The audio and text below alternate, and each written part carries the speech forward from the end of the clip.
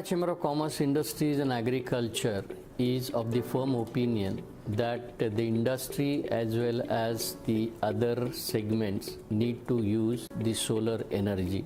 Our way of encouraging them or motivating them is to start using solar energy ourselves. That's why we have about 4 facilities in Pune. Out of that, 3 already have solar power generation units. Our intention or objective in this setting up these plants is that our members, they can see how it is operating and they can get motivated to install these plants at their premises.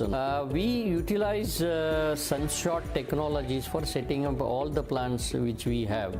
We observed that the kind of services which are being provided by them in terms of providing the the necessary infrastructure, installing the plant and providing the services in the post-installation phase, that the taking care of any operational maintenance and having the latest state-of-the-art technology-driven systems which will help us in maintaining all these plants.